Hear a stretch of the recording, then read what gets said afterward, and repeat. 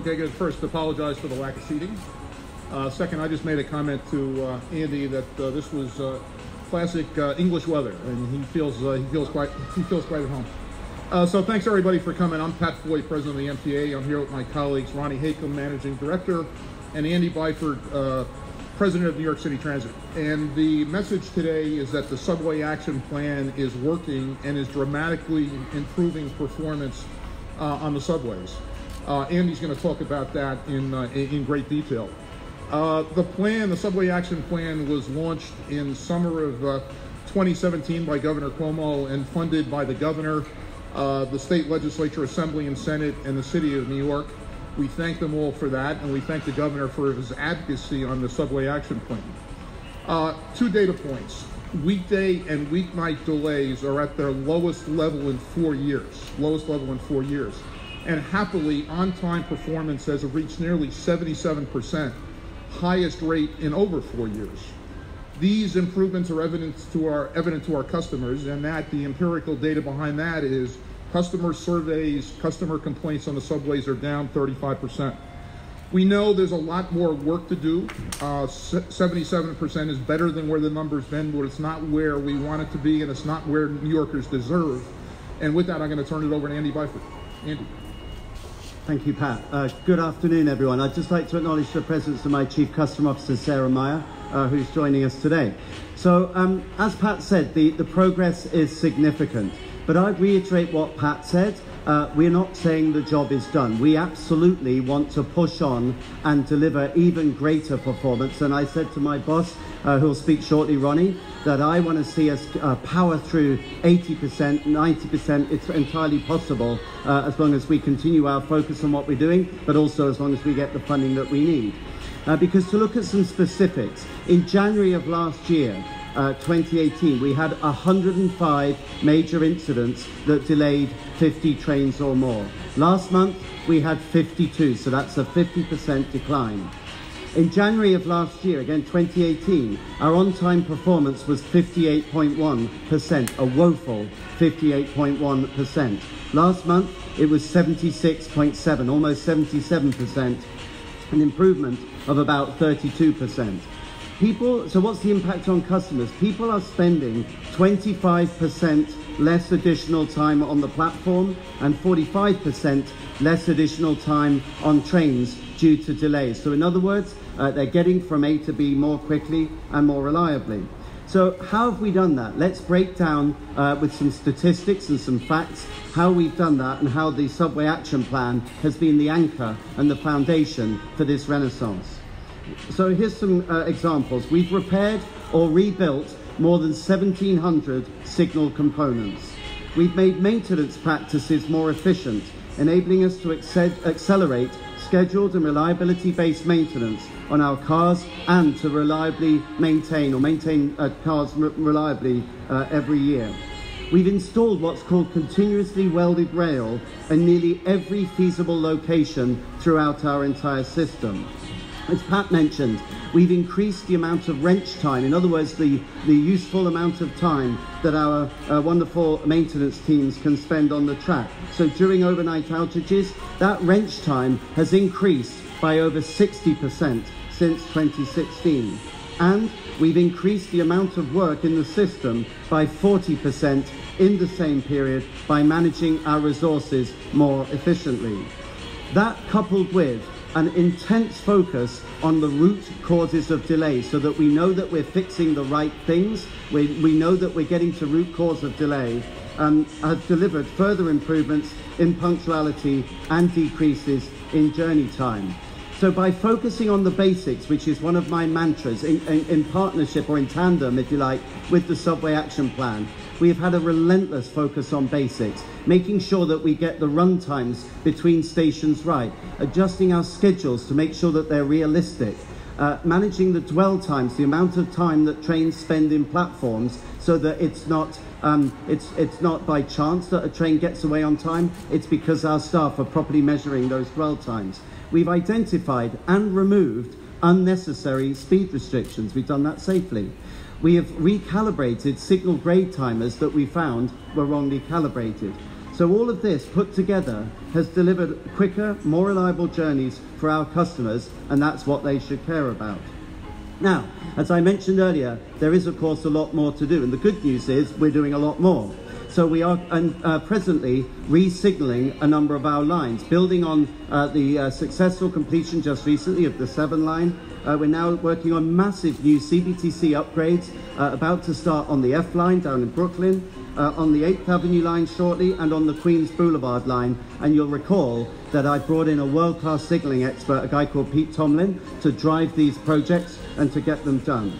So in the coming years, we'll be doing this sort of work throughout the rest of the system, allowing trains to run safely closer together, to be managed more precisely, and for delays to be mitigated when things go wrong.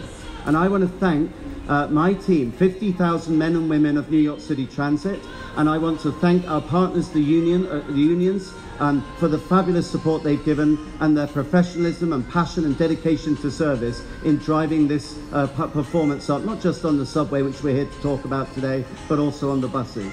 We're getting back to basics in order to deliver materially more reliable and punctual service to our customers and to make service better for more than 8 million customers a day. I now pass to my boss, Ronnie Haken, the Managing Director of MTA. Thank you. Thanks everyone for coming out today. So this is a good day. This is market progress that we've made, and we thank the governor for initiating the plan and working with the legislature and the city, and the governor for funding the plan, because as we've said, this money that supported the Subway Action Plan is really why we're here today, to be able to say that we've been making good progress. But it's not a one-way story. The MTA continues to face substantial difficulties, and we need to be transparent about what those are. Today, we're under significant financial stress. We face massive gaps on both our operating budget side and our capital program. We are making substantial budget reductions. We are internally handling as much of this problem as we can through budget reductions, consolidations of efforts, and working as efficiently as possible. We're talking here about hundreds of millions of dollars of savings. But even so, that's still not enough. And so as we face an operating budget deficit that will be approximately $500 million as early as next year and will grow to $1 billion by 2022 if nothing else changes, we know that we need change.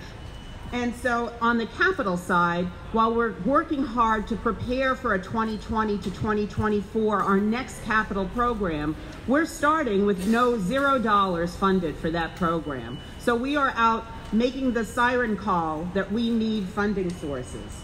And we control 3 things at the MTA. Fares, we can control service, and we can control workforce. Now, we don't want to see massive fare increases. We definitely don't want to see massive service reductions. And we certainly don't want to reduce our workforce, who provide us the daily service that Andy Byford just spoke about every day. So we don't want to do that. What we do want to do is continue the call for the need for additional funding.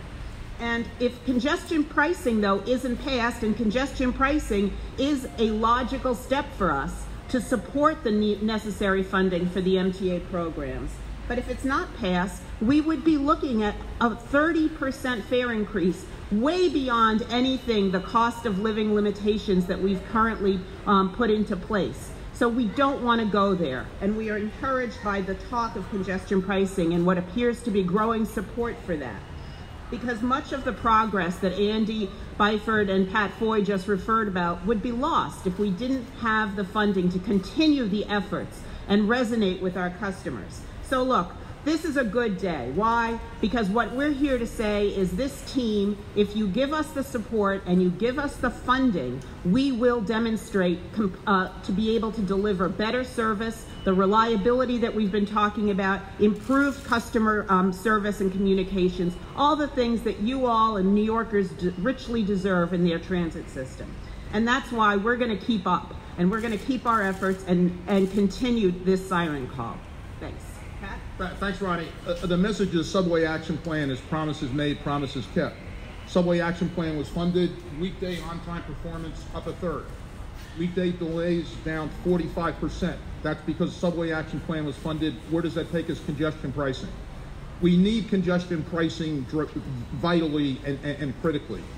5 major advantages of congestion pricing. One is it will fix the subways. The 2024 capital plan for the MTA, as Ronnie said, we start with $0. We don't have $1 in the bank for it. Congestion pricing is absolutely critical. Andy talked about re-signaling the entire system in record time. Congestion pricing will make that happen. Secondly, congestion pricing in New York will be a major win for the environment, as it has been in London and Stockholm and Gothenburg. 3, buses. Bus speeds in Manhattan and New York City in general are unacceptable. Congestion pricing, especially in Manhattan for Manhattan bus customers, will increase bus speeds. 4th, it's a win for those driving around Manhattan in cars. They'll have to pay congestion pricing if they're entering Manhattan, of course, south of 60th Street. But congestion for drivers, for-hire vehicles and pedestrians, regular vehicles and trucks will be improved. And we also know at the same time that a relatively small percentage of people from Brooklyn and Queens and Bronx and Staten Island and Long Island and Westchester, for that matter, drive their cars into Manhattan. Fully 25% of the cars driven into the central business district are from out-of-state drivers. Lastly, this is a policy that's worked. It's worked in London, it's worked in Stockholm, it's worked in Gothenburg. There's no reason that it can't work here. Getting congestion pricing, which the governor included in his executive budget with modifications in the 30-day amendments just a week or so ago, is fundamental to continued progress on the subways and buses. And with that, we'll take your questions.